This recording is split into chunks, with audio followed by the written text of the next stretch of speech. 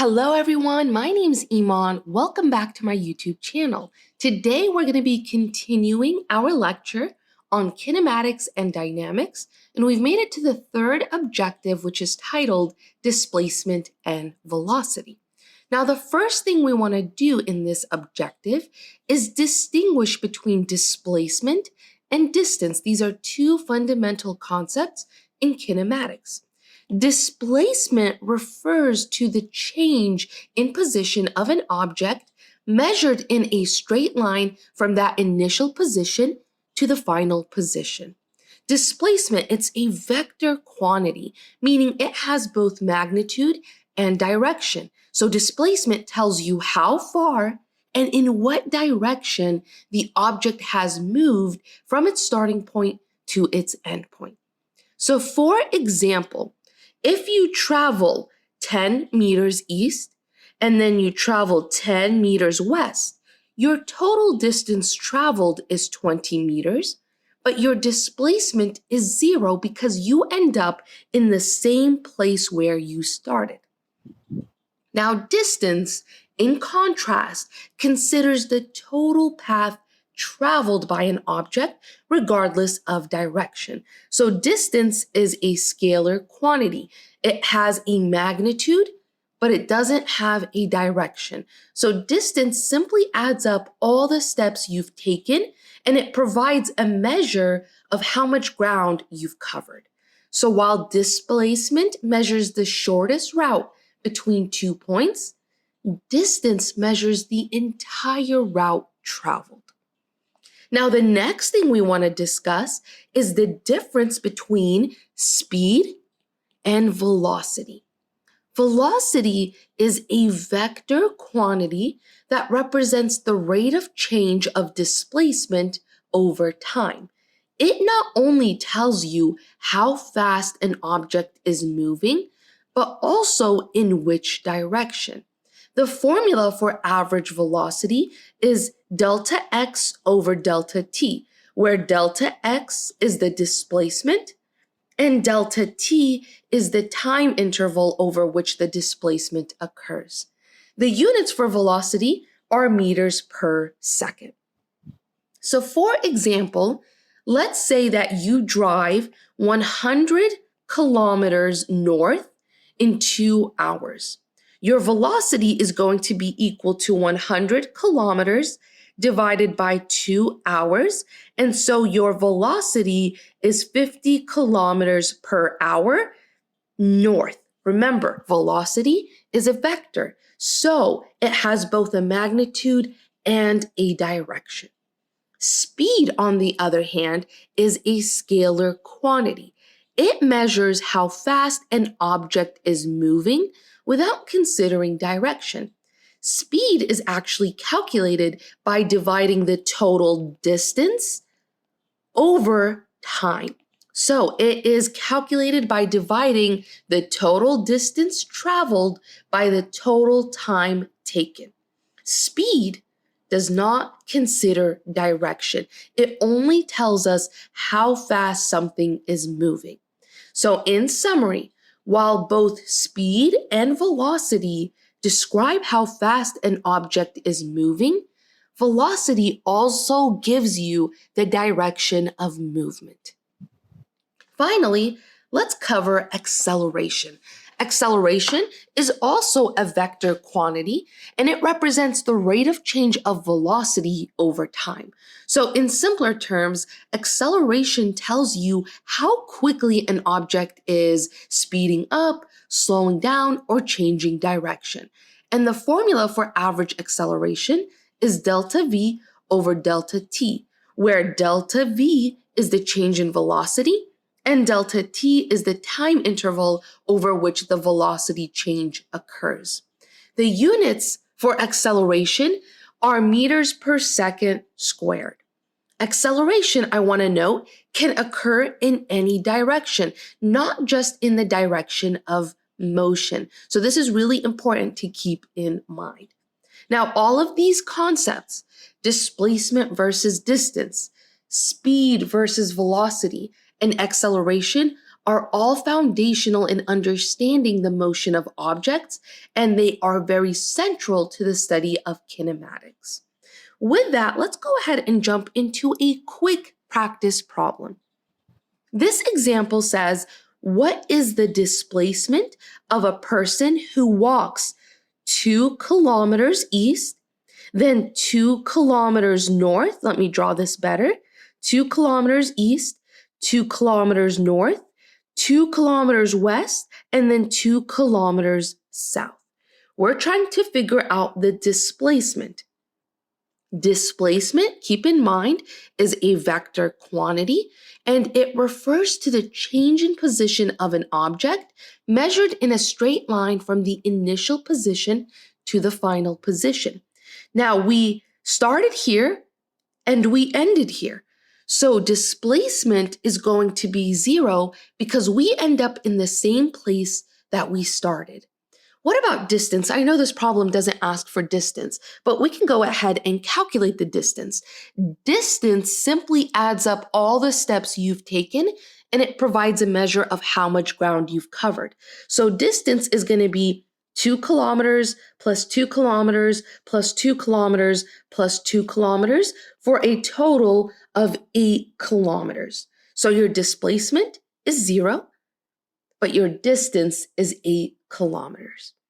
Wonderful. With that, we've completed objective 3, and we're going to go ahead and move into objective 4. In this objective, we're going to discuss force, gravity, and friction. Let's start with force. A force is any interaction that, when unopposed, will change the motion of an object. In simpler terms, every change in velocity, whether speeding up, slowing down, or changing direction, is caused by a push or a pull, which we define as a force. Force is a vector quantity. That means it has both a magnitude and a direction, and it's experienced as a push or a pull on an object, and it's responsible for causing acceleration. The unit for force is the Newton, and 1 Newton is defined as 1 kilogram multiplied by meters per second squared.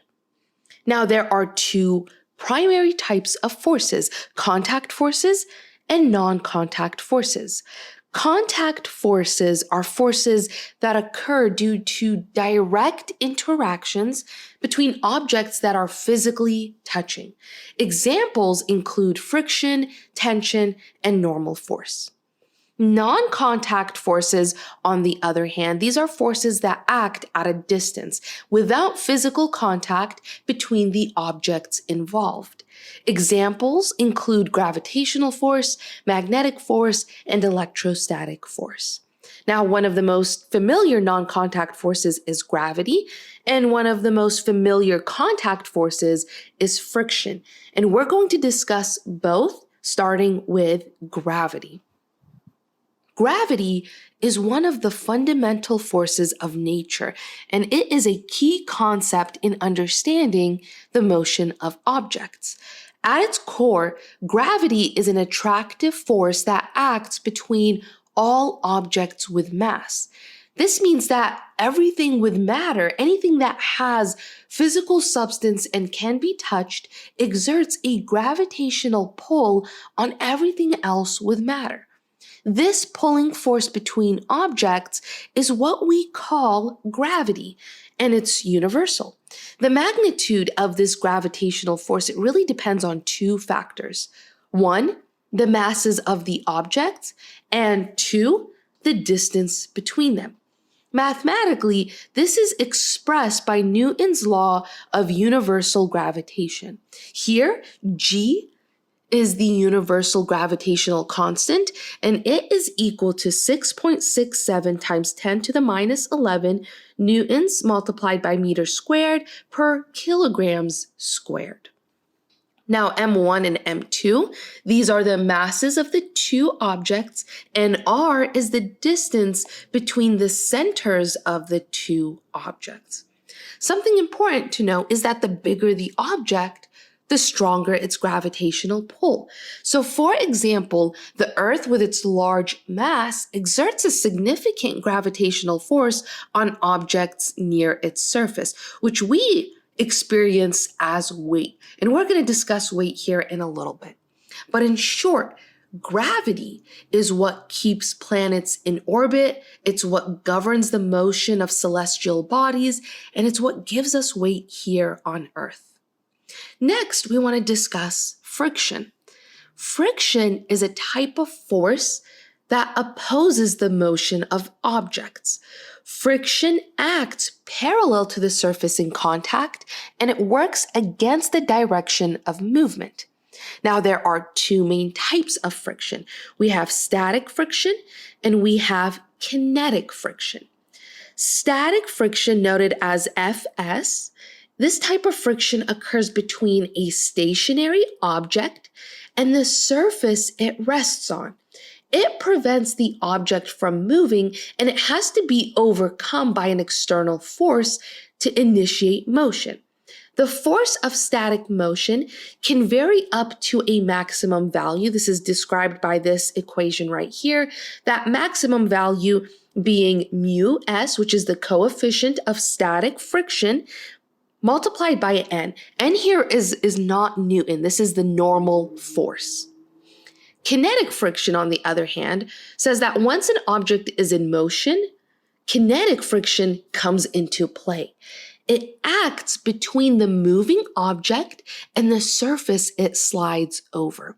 And the force of kinetic friction is given by this equation. Here, mu k, this is the coefficient of kinetic friction, multiplied by n, where n is the normal force. Now, to connect these concepts, consider how static friction must first be overcome for an object to start moving. Once the object is in motion, kinetic friction takes over. And kinetic friction is usually lower than static friction, meaning less force is needed to keep the object moving than to start its motion. Friction really is an incredibly complex force that arises whenever two surfaces interact. But despite its complexity, there are a few general principles that apply to friction in most real-world situations. The first one that we want to discuss refers to the proportionality to normal force. The frictional force is proportional to the normal force. This is why in these formulas, we see that frictional force increases as the normal force increases. Now, the second thing that we want to discuss is independence from contact area. The frictional force is independent of the apparent area of contact. So whether an object is spread out over a large surface or concentrated on a small point, the frictional force remains the same as long as the normal force and material properties don't change. And the last thing we want to cover is independence from relative velocity. So for kinetic friction, the frictional force is largely independent of the relative velocity between the surfaces in contact. So once an object is in motion, the kinetic frictional force remains constant regardless of how fast the object is moving. These assumptions, they provide a really useful framework for understanding and predicting the behavior of friction in various scenarios, and it allows us to simplify and model this otherwise complex interaction. Now that we've discussed both gravity and friction, I want to go back to our discussion on weight and compare weight to mass. Mass is a measure of the amount of matter in an object. It also reflects the object's inertia, which is its resistance to change in motion. Now, mass is a scalar quantity, meaning it has magnitude but no direction, and it's typically measured in kilograms. Weight, on the other hand, is the force that's exerted on an object due to gravity. Weight is a vector quantity because it has both magnitude and direction, and that is going to always be pointing towards the center of the earth or the source of gravity. The relationship between mass and weight, it's expressed by the following equation, where g is the acceleration due to gravity, that's approximately 9.8 meters per second squared on Earth, and m is mass. Now, while mass remains constant regardless of location, weight can vary depending on the gravitational field strength. Related to this, we want to discuss center of mass. Center of mass is a crucial concept when analyzing how forces act on an object. The center of mass is the point in an object where all its mass can be considered to be concentrated for the purpose of analyzing linear motion. When calculating the motion of an object or system, it's often simpler to consider the forces acting on the center of mass rather than each individual particle within the object.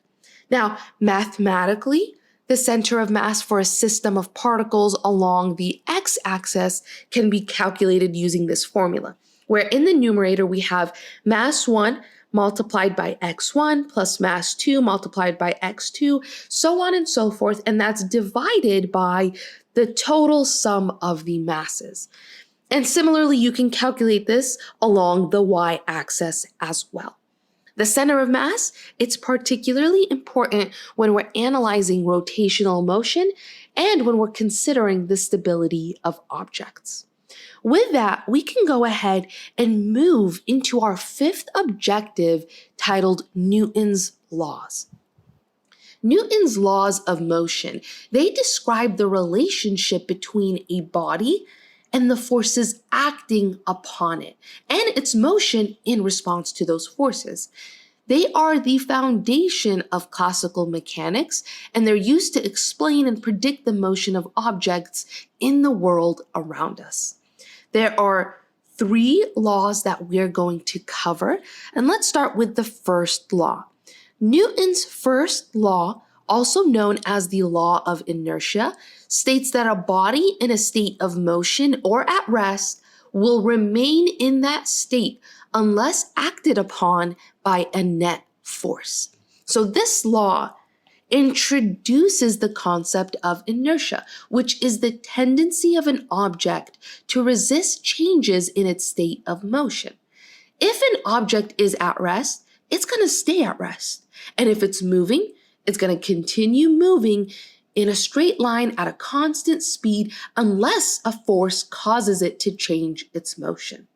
So for example, you can imagine a soccer ball lying on the ground. If no one kicks it, it's going to stay there indefinitely. That's inertia. But when you kick the ball, you're applying a force causing it to move. Once it's rolling, it's going to continue to roll unless forces like friction or a wall stop it.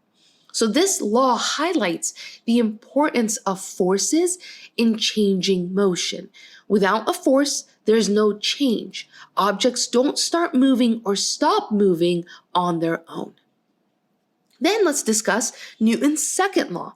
Newton's second law states, when a net force is applied to a body of mass m, the body will be accelerated in the same direction as the force applied. The acceleration is directly proportional to the net force and inversely proportional to the mass of the object. This relationship is expressed with the famous equation F equals ma, where F is force, m is mass, and a is acceleration. This law tells us that the greater the force applied to an object, the greater its acceleration. However, the more massive the object, the more force is needed to achieve the same acceleration. So for example, consider pushing a shopping cart. If the cart is empty, it's relatively easy to accelerate it by pushing with a small force. However, if the cart is full of heavy items, you'll need to apply a much larger force to achieve the same acceleration. This illustrates the relationship between force, mass, and acceleration. So Newton's second law, is crucial in understanding how objects respond to forces. Then there's Newton's third law. Newton's third law states for every action, there is an equal and opposite reaction. This law means that whenever one object exerts a force on another object, the second object exerts a force of the same magnitude but in the opposite direction on the first object. These forces are equal in size but opposite in direction, and they occur simultaneously. So imagine you're standing on a skateboard and you push against a wall. The force you exert on the wall is the action force. The wall pushes back on you with an equal force in the opposite direction, which is the reaction force. As a result, you move backward on the skateboard. This demonstrates that forces come in pairs. When you apply a force, you also experience a force. And this law is really evident in many everyday situations. So with that, together, Newton's three laws of motion provide a really comprehensive framework for understanding how forces interact with objects. They describe how objects resist changes in motion, how they accelerate when forces are applied, and how forces always come in pairs of action and reaction. Each law is extremely important, and it provides us a complete picture of the principles that govern motion. And with that, we've completed objective 5. We're going to go ahead and end the video here. In the next video, we're going to finish off our kinematics and dynamics lecture.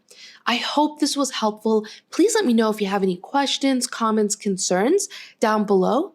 Other than that, good luck, happy studying, and have a beautiful, beautiful day, future doctors.